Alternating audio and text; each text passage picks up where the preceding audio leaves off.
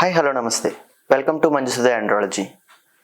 ఈరోజు మనతో పాటు ఉన్నారు ప్రముఖ ఆండ్రాలజిస్ట్ మరియు urologist doctor yes Ram Gopal గారు. వ్యూవర్స్ పంపించిన కొన్ని క్వశ్చన్స్కు ఆయన్ని అడిగి సమాధానాలు తెలుసుకుందాం. నమస్తే సార్.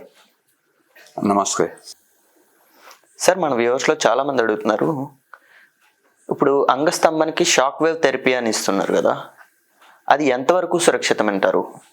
అది చేసే విధానం ఎలా ఉంటుంది అని అడుగుతున్నారు సార్. షాక్ వేవ్ అనేది ఒక చిన్నపాటి మెషిన్. అంగానికి డిఫరెంట్ ప్లేసెస్లో, రూట్లో, మధ్యలో, పైన దానికి షాక్స్ ఇస్తుంటారు. ఇవి ఫ్రీక్వెంట్గా ఒక 10 times అట్లా ఇస్తారు. ఎవ్రీ వీక్ ఒకసారి, ఎవ్రీ 3 days ఒకసారి, లేదా వాళ్ళ పొజిషన్ బట్టి ఇస్తారు. చాలా తక్కువ మందిలో షాక్ వేవ్ వల్ల బెనిఫిట్ ఉంటుంది. చాలా ఎక్కువ మందికి షాక్ వేవ్ వల్ల అనుకున్న బెనిఫిట్ ఏమీ రాదు. సార్, శ్రీగ్రస్కలనానికి పూర్తిగా క్యూర్ ఉందా? దానికి చికిత్స ఏమిటి అని అడుగుతున్నారు సార్.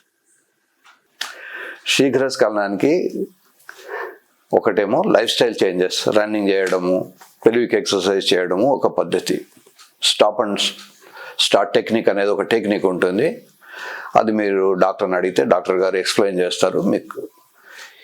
ఇదంతా లైఫ్ స్టైల్ చేంజెస్, కొద్దిపాటి రిజల్ట్సే ఉంటాయి దీనికి. Second thing is tablets.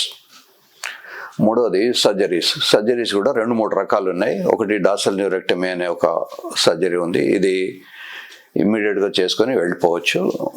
దీనికి 50,000 కన్నా ఎక్కువ ఖర్చు కాదు.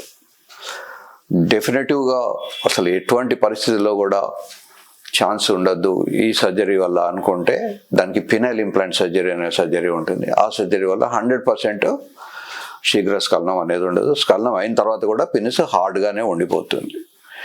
మనందరికీ శృంగారంలో పాల్గొన్నప్పుడు ఒకసారి ఫ్లూయిడ్ వచ్చిందంటే అది మెత్తబడిపోతుంది. కానీ ఇంప్లాంట్ ఉన్న వాళ్ళకు మెత్తబడడం అనేది ఉండదు. అది ఫింగర్ లాగా పనిచేస్తుంది. ఫ్లూయిడ్ వచ్చేది వస్తుంది, యూరిన్ వస్తుంది, పిల్లలు కూడా కొడతారు, కానీ మెత్తబడడం అనేది ఉండదు.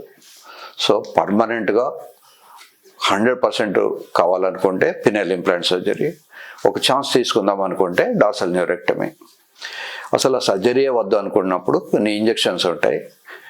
ఆ ఇంజెక్షన్స్ ఇవ్వడం వల్ల 6 నెలల నుంచి 7 ఏడాది వరకు శీఘ్రస్ఖలనం తగ్గిపోతుంది. కానీ మళ్ళీ ఆ ఇంజెక్షన్ పవర్ వెళ్ళిపోయిన తర్వాత కొద్ది రోజులకు మళ్ళీ స్టార్ట్ అవుతుంది. సార్, మనకి వచ్చిన కామెంట్స్లో చాలామంది వ్యూవర్స్ అడుగుతున్నారు సార్, అంగస్తంభన సమస్యకి పర్మనెంట్ క్యూర్ ఉంటుందా? దానికి ఏ విధమైన ట్రీట్మెంట్ తీసుకోవాలి? ఏ విధమైన టాబ్లెట్స్ ద్వారా తగ్గే అవకాశం ఉంటుందా అని అడుగుతున్నారు సార్. ఒకటేమో జనరల్ స్టామినా పెంచుకోవడం, రెండోది బరువు పెరగకుండా ఉండడం, తర్వాత మంచి డైట్ తీసుకోవడం. డైట్లో కూడా ప్రోటీన్స్, కార్బోహైడ్రేట్స్, ఫ్యాట్స్ అన్నీ కలిపి తీసుకోవాలి. టోటల్గా ఫ్యాట్స్ని అవాయిడ్ చేయకూడదు. సో ఇవన్నీ చేస్తూ కూడా వయస్సు వచ్చిన కొద్దీ ప్రాబ్లమ్స్ వస్తుంటాయి కనుక అవసరం అనుకుంటే టాబ్లెట్స్ కూడా తీసుకోవచ్చు. ఇంకా అప్పటికి తగ్గకపోతే సర్జరీస్ ఉంటాయి, వాటి వల్ల కూడా పర్మనెంట్గా సొల్యూషన్ దొరుకుతుంది. సార్, మనకి వ్యూవర్స్ చాలామంది అడుగుతున్నారు, ఎక్కువసేపు శృంగారం చేయాలి అంటే ఏం చేయాలంటారు? శృంగారం అనేది ఒక రకమైనటువంటి aerobic exercise. For example running చేసినప్పుడు బాడీలో జరిగే కార్యక్రమాలన్నీ శృంగారంలో జరుగుతాయి. రన్నింగ్ చేస్తే కాళ్ళు లాగుతాయి, శృంగారంలో కాళ్ళు లాగుతాయి. రన్నింగ్ చేస్తే ఆయాసం వస్తుంది, రెస్పిరేటరీ రేట్ ఇంక్రీజ్ అవుతుంది. సేమ్ థింగ్ హ్యాపెన్స్ డ్యూరింగ్ శృంగారం కూడా. తర్వాత శృంగారంలో చెమటలు వస్తాయి, రన్నింగ్ చేస్తే చెమటలు వస్తాయి. ఒక రౌండ్ ఆఫ్ రన్నింగ్ కాగానే సెకండ్ రౌండ్ ఆఫ్ రన్నింగ్ ఇమ్మీడియట్గా చేయలేరు. ఒక రౌండ్ ఆఫ్ శృంగారం కాగానే రెండో రౌండ్ ఆఫ్ శృంగారం చేయలేరు. కనుక వాళ్ళు బేసిక్గా చేసుకోవాల్సింది స్టామినా. ఒక 20 నిమిషాలు నాన్ స్టాప్ రన్నింగ్ చేసే కెపాసిటీ ఉంటే న్యాచురల్గా 5-10 నిమిషాలు శృంగారంలో పాల్గొనే అవకాశం ఉంటుంది.